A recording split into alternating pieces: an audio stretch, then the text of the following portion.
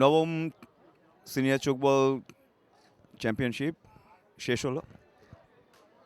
অনবদ্যভাবে এই মহাযজ্ঞ আমাদের West Bengal চোকবল association সংগঠিত করলেন এবং সফল করলেন।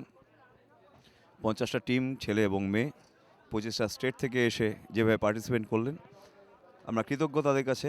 এবং আমাদের ভালো লাগার জায়গা, একজন আই অ্যাম পসিবলের ডিরেক্টর হিসেবে, যে একটা অনবদ্য খেলা যেটা নন কনভেনশনাল গেম হিসেবে রয়েছে, সেটা আস্তে আস্তে সারা বিশ্বে ছড়িয়ে পড়ছে।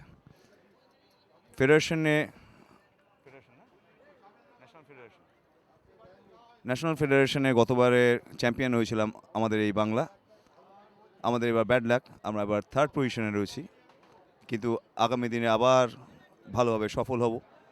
ঠিক তার সাথে একটু সুখবর রয়েছে যে আমাদের যেহেতু এখন সমস্ত স্কুলে চোকবল খেলাটাকে আস্তে আস্তে অনুমোদিত করা হয়েছে, ফলে সামনের দিনে আমরা আবার ইন্টার স্কুল ন্যাশনাল চোকবল চ্যাম্পিয়নশিপে অংশগ্রহণ করব।